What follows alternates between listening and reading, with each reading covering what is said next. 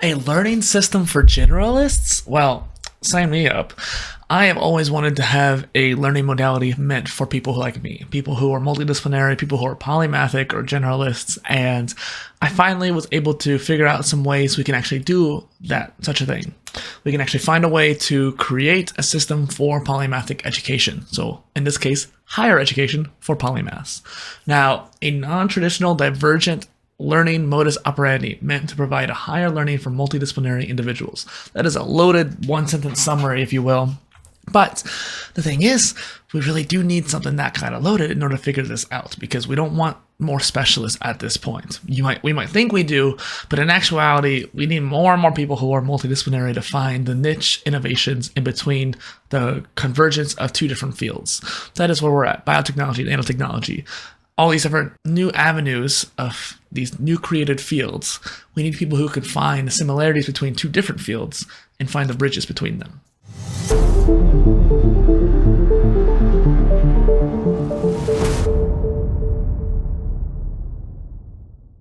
And so, hello, I'm Dustin Miller, PolyInnovator. My mission is to innovate many fields over the course of my life, and my mission is to help other multidisciplinary people, just like you and I, all over the world. Whether you are listening on the PolyCast or watching on PolyInnovator, you've come to the right place for success. So it is my hope by the end of this, you'll have a greater understanding about what polymathic learning looks like.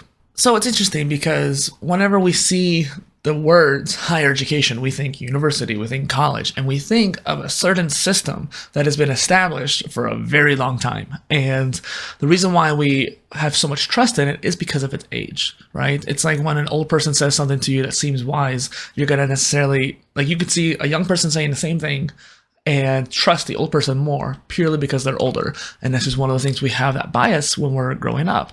I've met people who are younger than me who are super wise, and yet I've met people older than me who don't have a common sense worth a damn.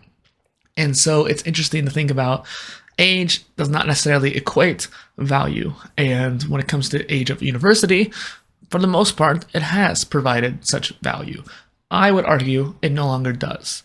Nowadays, degrees mean less and less, and on top of that, you're still niched down into one hyper-specific, hyper-niche, if you will. We need to keep this in mind that for the past 100 years, we've had this system of learning and this system of how things should operate. And just like the video I released yesterday with Renata Leo, we should kick those shoulds to the curb.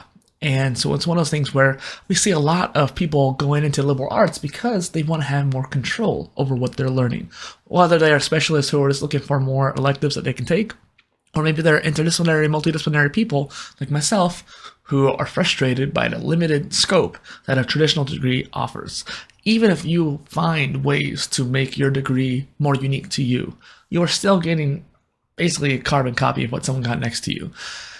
And the problem is, too, there's oftentimes things we need to learn as adults, especially in the modern age, like blockchain, for example. I think most people should learn about blockchain, even if it's a layman's level. But we don't necessarily learn that in school, depending on which school you're at. Sometimes, like, more scientific schools will teach non-BSc people about that. But it's one of those things where we are seeing a rise of interdisciplinary studies, and we want to take note of that because we are failing those students. Those students are looking for more polymathic education, and yet they are basically forced to go into a more niched, specialized approach. By having that modularity and having a choice for what they can actually learn, then we can actually provide for those polymathic students.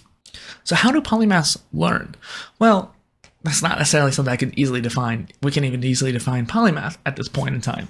But it's one of those things where we can take a pretty broad approach to it. Polymathic people are inherently autodidactic. In order to learn many different things, you have to be curious about many different things.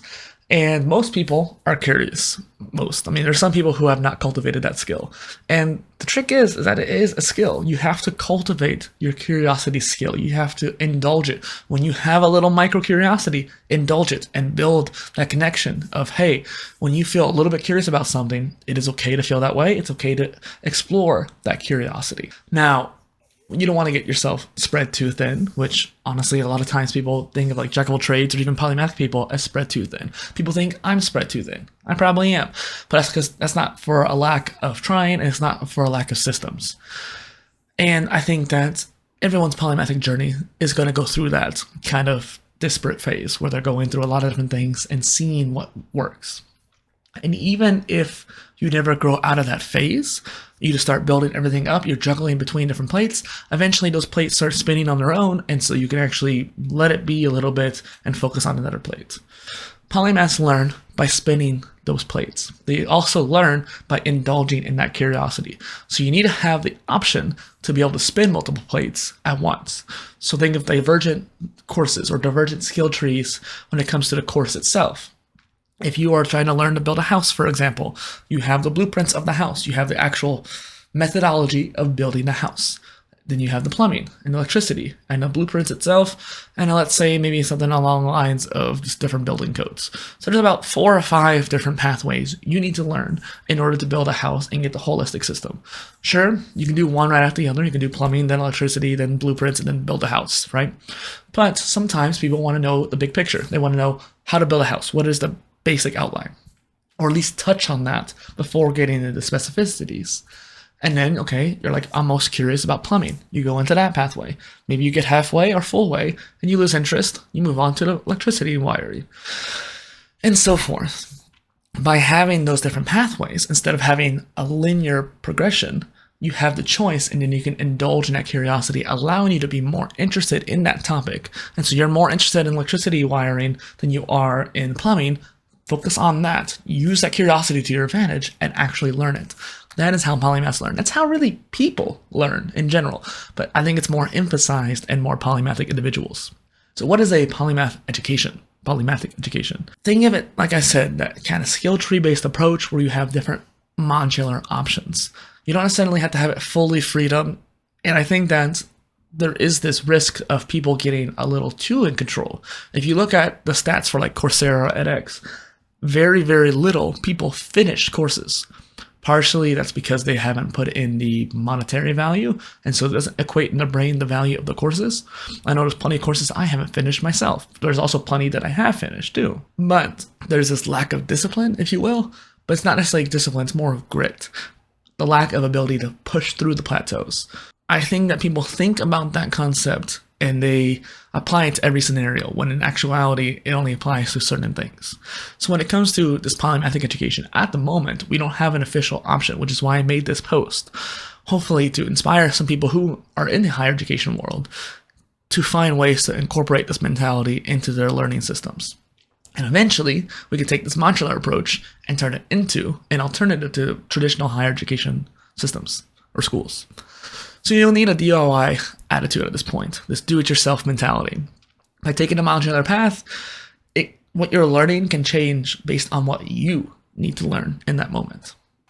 We need the power of choice, but we have always been pushed into this narrow-minded view. College and university has been made to cater towards specialists and induce them into the mindset of narrowing down is the best course of action, whereas not only are we seeing that's not necessarily true, especially for most people, let alone the few, it's also one of those things where we're actually needing the opposite now. With the rise of the internet renaissance, if you will, we have more and more of a need for generalists and people who are divergent in their skill set. People who can pull from multiple different areas. Octopus, as some people say. So how higher education as it currently stands is geared towards this kind of education model. And we need to shift away from that. Other than that, I don't have anything more to add to this Omni content today, but I encourage you to think about this, and if you have any ideas, reach out to me, maybe we can write something down and make a new system together.